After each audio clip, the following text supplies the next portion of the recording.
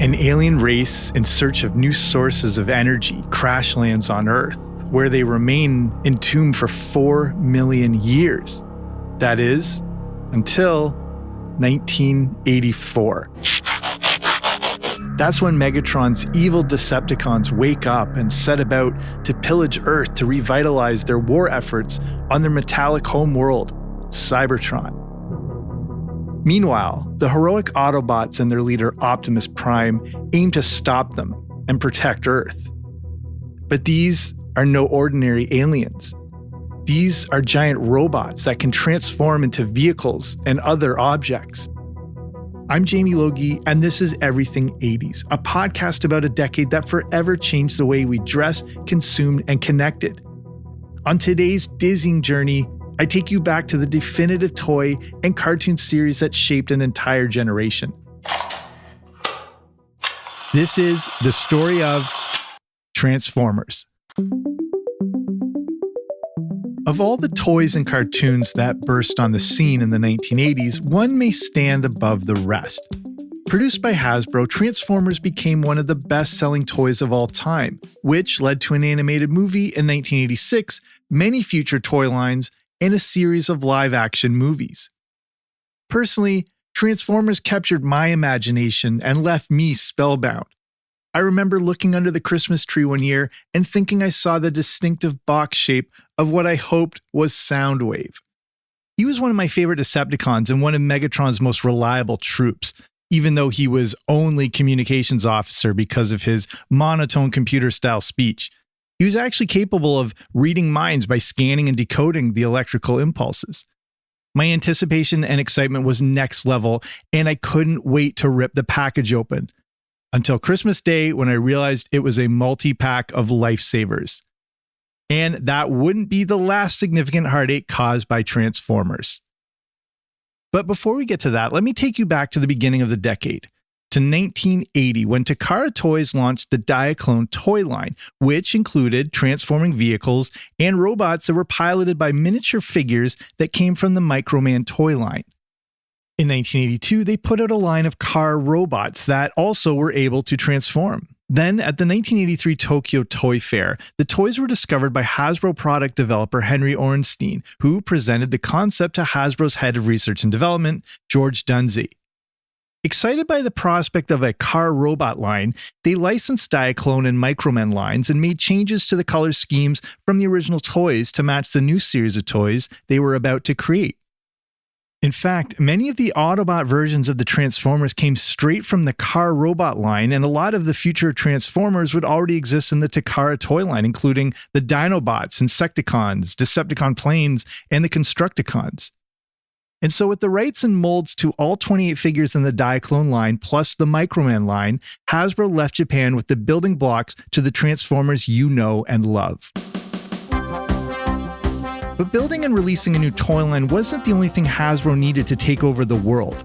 They needed a backstory and character profiles. Hasbro had the great foresight that if each toy had an identity, kids would connect with them in a whole new way. Because it's cool if you see some robots that transform, but it's a lot more interesting when you realize they are a robotic race from a planet called Cybertron. That there are two groups of robots battling for supremacy. Some are good and others evil. To help them, Hasbro turned to experts in creating friends and foes, Marvel. Editor-in-chief Jim Shooter and Dennis O'Neil helped develop the backstory, while Bob Budiansky would be the guy charged with creating names and short descriptions of each character. Budiansky was a comic book writer, editor, and penciler and had been at Marvel for 20 years. Besides coming up with names and backstories, he would write some interesting tech spec biographies.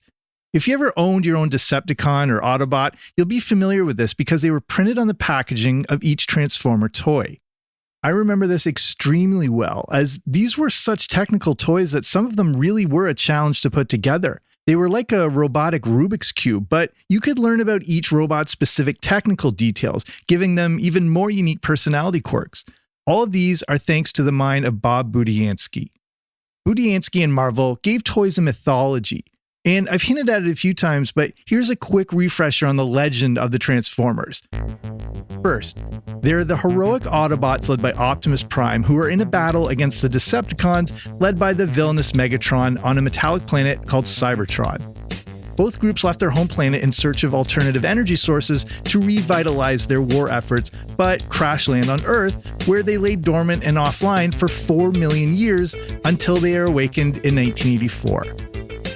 But this story wouldn't be fully revealed until the cartoon series premiered 2 years later in 1986. But the general story of the Autobots versus the Decepticons was there when Hasbro released the first line of Transformers. It's the Decepticon communicator! Get more Autobots! The Transformers, more than meets the eye. The Transformers from Hasbro.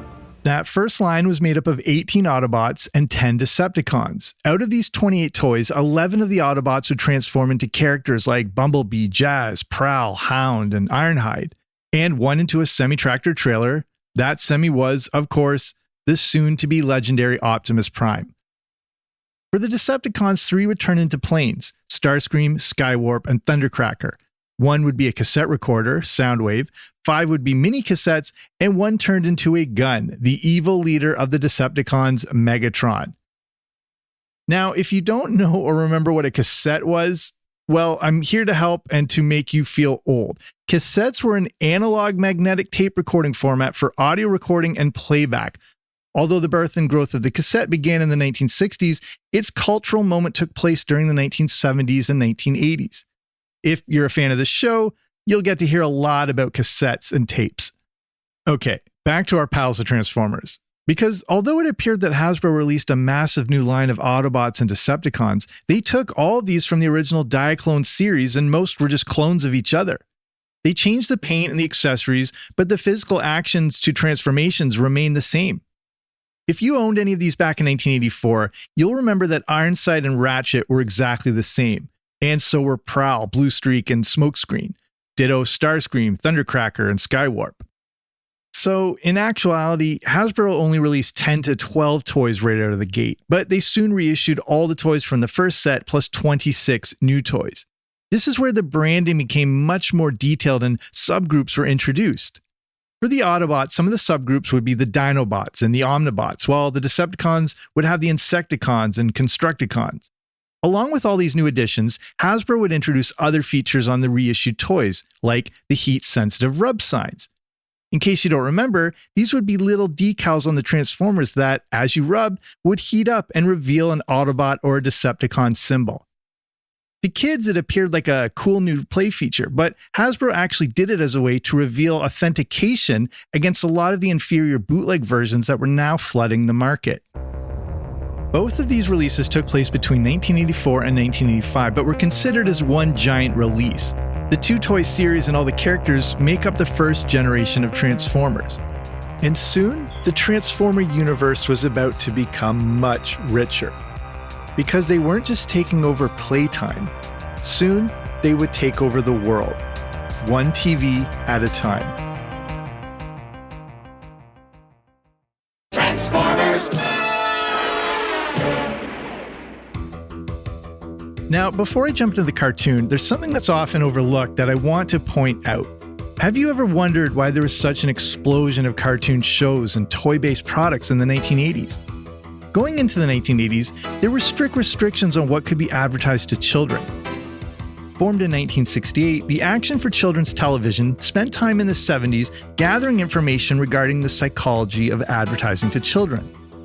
They found young children could not differentiate between what was an ad and what was a show or cartoon. Restrictions were put in place, but these were all lifted by Ronald Reagan when he became president. This gave marketers free rein and opened the floodgates for new cartoons, toys, junk food, cereals, and cartoon product tie-ins, the likes we had never seen before. The story of this deregulation and how it shaped the 1980s will be the subject of a future episode. But for now, the takeaway is that in the 1980s, the lifting of those restrictions created the explosion of new toys and cartoons we saw as the decade got underway. And that's how the Transformers cartoon series became a half-hour toy commercial. As I mentioned earlier, the original concept by Marvel's Bob Budiansky, Jim Shooter, and Dennis O'Neil became a 4-issue comic book series and a 3-part cartoon series that introduced the backstory and characters that little kids would soon see on toy shelves. The 3-part TV pilot miniseries first aired in September 1984 and was co-produced between Marvel Productions and Sunbow Productions. The toy line was a bit more militaristic and obviously robotic until Japanese designer Shohei Kohara gave them a more approachable look, which was simplified even further by Floro Derry, who would become the lead designer of the TV series. For the 3-part series, the backstory remained the same. The Autobots and Decepticons leave Cybertron, etc., etc. 4 million years later, a volcano eruption awakens them. The Decepticons are ready to pillage the Earth, and the Autobots befriend humans Sparkplug and Spike Witwicky to protect the Earth. They're going to crash.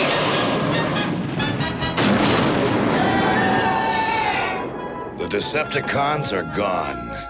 Our path is clear now. The 3-part miniseries concludes with the Decepticons believed dead after they crash into the ocean, and the Autobots prepare to head back to Cybertron. You did it! You stopped the Decepticons! However, the epic battle between Decepticons and Autobots would continue in a 13-episode season, which had already been commissioned and produced before the miniseries had even aired. Unsuspecting kids like me were about to be bombarded with all the Transformers we could handle. The first series of the cartoon picked up right where the miniseries left off. Sorry, guys, but it kind of looked like a Decepticon. Decepticon? Ha! We sent those oversized tin cans to the bottom of the sea months ago. Yep, the Decepticons are gone for good. Right, Optimus? I wish I could believe that, Ironhide. In the premiere episode called Transport to Oblivion, the Decepticons survived the crash into the ocean and were now building a space bridge to teleport resources back to Cybertron. The show aired on Saturday mornings between October and December of 1984 and served the important function of introducing new characters that would be added to the 1985 toy line. At the center for the story arc for the season was that new technology, which culminated in a 3-part episode finale where the Decepticons teleport Cybertron itself into Earth's orbit. Called the Ultimate Doom, it sees a paraplegic computer expert, Chip Chase, joining Spike and Sparkplug as a new human ally for the Autobots. Along with Chip, the series gave us the Dinobots, Skyfire, the Insecticons, and the Constructicons, which were able to combine to form Devastator, and that was just awesome. This concept took construction vehicles, similar to Tonka trucks that were already popular with kids, made them Transformers, and combined them all together to create another giant Transformer. Devastator was like another soon-to-be-released space-based toy and cartoon about a giant super robot, Voltron. It's like they read our minds and combined several of our favorite things into one amazing creation that our parents would have to take out a second mortgage to buy. In an unexpected plot twist, Season 1 ended with the Insecticons betraying Megatron and stealing resources from the Decepticons, then fleeing Earth. For once, I wish Megatron the best of luck. Unfortunately for us, the Insecticons are Decepticons too. And with those words from Optimus Prime, kids like me were freaking out after, and we demanded more. So a second season went into production, but this time there would be a whopping 49 episodes. Now, that might seem like a large and random number, but it was done intentionally. A 49 episode second season plus the 16 from the first season added up to, checks calculator, 65 total episodes. This is a magic number because it allowed Transformers to move into weekday broadcast syndication. During the late 70s and 80s, as the market for made-for-television cartoons grew, it allowed small and medium independent TV stations to broadcast first-run syndicated shows like He-Man and the Masters of the Universe, Inspector Gadget, Thundercats, My Little Pony, and of course, the Transformers, among many others, without competing with big broadcasters who often blocked out Saturday mornings for their content. Having 65 episodes by the end of Season 2 would make Transformers part of kids' daily routine. I know they were definitely part of mine and probably yours too, because I remember the first thing I did when I got home from school was watch Transformers. The second season also changed the format of the show. Instead of having a single story arc or theme that connected all episodes, the second season turned Transformers into a Monster of the Week style show, where each episode was standalone. This again was done by design because it allowed broadcasters to air episodes in non-sequential order without confusing their audience. However, the second 49-episode season could be broken down into roughly 3 segments. The first 13 episodes feature primarily Season 1 characters. They were still more character-driven episodes than the first, with many characters getting their own spotlight episode. This basically made each episode a commercial for an individual character that would be connected to a specific toy release. This was exploited in the second batch of episodes, which closely aligned with the release of the 85-86 toy line. One thing you'll notice when you watch cartoons from this time period is that characters always address each other by their full name. It was important for kids to be able to identify the character and then remember it when they were in the toy aisle. This was also the case for any accessories the characters had, from guns to ships and vehicles. Characters always used full names for everything. We can't let Megatron get the Negavator. Eject, rumble, frenzy, ravage, bizarre, destroy Autobots. With pleasure! We'll turn that bunker into a burial mound!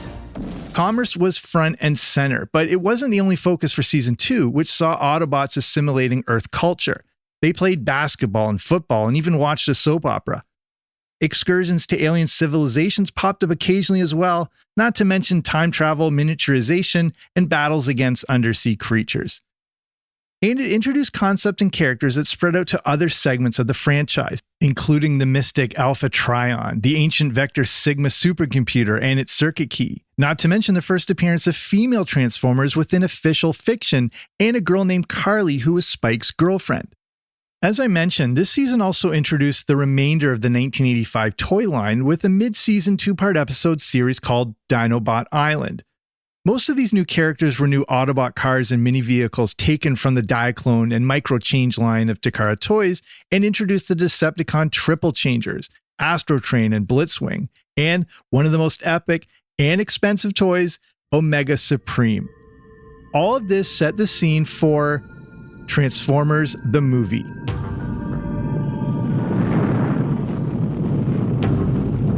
Production of the TV series stopped between seasons 1 and 3 to make way for Transformers the movie.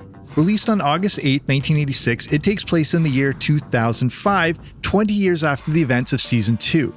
Now, if you're a kid of the 80s, the sheer mention of this movie probably stirs up a lot of emotions for you. I get kind of rough just thinking about it, and not just because I wasn't allowed to see it in theaters. Directed by Nelson Shin, who also helmed the TV show, the film features the voices of Eric Idle, Judd Nelson, Leonard Nimoy, Casey Kasem, Robert Stack, Peter Cullen, Scatman Crothers, and surprisingly, Orson Welles in his final film role. The legendary actor died 10 months before its release. And the movie did a few things. Not only did it have violence, but it also had some cursing. But neither of those things necessarily traumatized the kids who watched it. Hasbro's exclusively toy-focused agenda demanded a product refresh, so they contrived an on-screen extermination at the protest of some creators of the film and TV series. They were being forced to slaughter characters on screen, including the leader of the Autobots. Prime, you can't die! Do not grieve. Soon, I shall be one with the Matrix. The result was devastating to kids everywhere. But it worked for Hasbro because it immediately discontinued products from the 1984 and 1985 toy line and introduced a new cast of characters just in time for Christmas 1986. I'm a fan of the movie, and I'll be doing a longer deep dive into it in the future, but for now, you should know that ultimately, it was kind of a box office failure. With hit movies like Aliens, Top Gun, and The Karate Kid Part 2 in theaters across the country, Transformers struggled to get people in seats. It also didn't help that critics hated it. Karen James of the New York Times described the film as, quote, "While all this action may captivate young children, the animation is not spectacular enough to dazzle adults, and the Transformers have few truly human elements to lure parents along. even when their voices are supplied by well-known actors, unquote. Yikes. Like I said, personally, I think the movie is pretty good. I have it on Blu-ray and the animation is quite elite. The soundtrack dates the hell out of it, but it's got some great vintage 80s rock.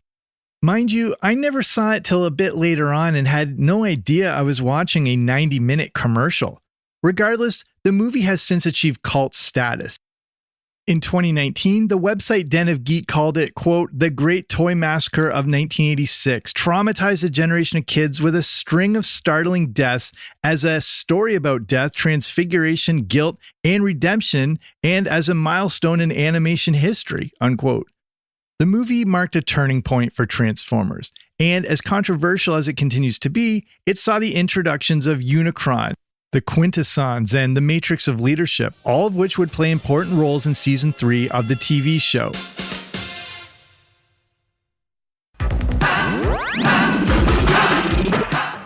Premiering on September 15, 1986, Season 3 picks up right where the movie left off, completely transforming the whole premise of the show. Gone were the two teams stranded on Earth, along with many of the characters that compose those teams. In their place was a galaxy-spanning tale of battles on alien worlds. With the Autobots in firm control of Cybertron, the Decepticons, though still a threat, were somewhat reduced as villains. New enemies in the form of the Quintessons were introduced. Plots often centered on the ultra-powerful Citybots, Metroplex, and Trypticon. This season is a bit of a mixed bag. Although it contains some of the most mistake-laden episodes of the entire franchise, it also has among the best, both in animation and scripting. Dark Awakening, Chaos, Web World, and Dweller in the Depths are all heavy fan favorites. By the way, kids were still pissed about the death of Optimus Prime, which resulted in a massive letter-writing campaign forcing Hasbro to resurrect the Autobot hero. So they gave kids what they wanted. Optimus. I've done it! Optimus Prime lives! It's true. Our leader is back. Yes, Skylynx. And this time, no force in the universe can stop me. On February 24th, 1987, Optimus Prime made his triumphant return to the series. In the two-part season finale, an embittered scientist uses the body of Optimus Prime to unleash a dangerous plague on the Autobots and, ultimately, the universe. The season concludes with Optimus once again the leader of the Autobots. I can't say what I'm feeling. I'm so terribly sorry. We had no right to do what we did with the spores. And for what we thought and believed of you, I deeply apologize. Does this mean the fighting will continue? Had to say. There will be no war today, Optimus Prime. You have earned Galvatron's respect. The wisdom of the ages. It's lost. No, not lost. We're all a little wiser now. But the Matrix is empty. There would be a season 4 in November 1987, and it would bring the series to a close. But Transformers would not disappear from TV for long, as a 5th season was released, which was just reruns of 15 episodes from the original series, along with the movie, which was edited into 4 episodes. I think I had long stopped watching at that point. The toys, however, never stopped being popular. Not long after the movie, they brought a few new lines out, such as the Headmasters and Target Masters. There were also the Pretenders and Power Master, which featured a new version of Optimus Prime. In 1987, they also released the Micromasters, which were tiny versions of Transformers meant to compete against the hugely popular Micro Machines. By the time the 90s rolled around, Transformers dipped in popularity in the US, but continued to do well in Canada, the UK, and Japan. And in the 90s, the TV show came back. From 1993 to 1995, select episodes of the series were rebroadcast under the title Transformers Generation 2. The stories were presented as though they were historical recordings displayed by the Cybernet Space Cube, which added computer-generated borders and scene transitions to the original animation. The story was later continued in Transformers Generation 2 Redux, set 22 years after the events of the final episode, where the first generation of the Autobots, led by Optimus Prime, pursue Galvatron and Zarek into deep space, and a new generation of Autobots and Decepticons are introduced. Hasbro also released a Generation 2 line of toys in 1993, although some debate there's no such thing as Generation 1 and there's only Transformers. The old Takara Toy Company took over production, but pretty much just used the old molds from 1984 to 1985 with new color schemes and finishes. There was one major change though, and that was Megatron, who went from transforming into a handgun to a tank. This was done because of safety and security concerns. But the toys never went away, and then in 2007, what once felt impossible happened. Before time began, there was the cube. We know not where it comes from, only that it holds the power to create worlds and fill them with life. The familiar voice of Optimus Prime filled theaters once again, this time at the hands of Michael Bay, with Steven Spielberg serving as executive producer. They had the monumental task of taking the animated TV show and making something for new audiences and old. They did it by combining computer animation with live action filming, and when it came out on July 2nd, 2007, I was pretty psyched. The film stars Shia LaBeouf as Sam Witwicky, a teenager who gets caught up in a war between Autobots and Decepticons. Tyrese Gibson, Josh Duhamel, Anthony Anderson, Megan Fox, Rachel Taylor, John Turturro, and Jon Voight also star, while voice actors Peter Cullen and Hugo Weaving voice Optimus Prime and Megatron respectively. The movie was a massive hit, making $709 million, making it the highest per screen and per theater grossing film in 2007 in North America.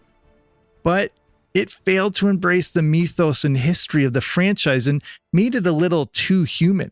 Yet it looks like a masterpiece compared to some of the subsequent offerings.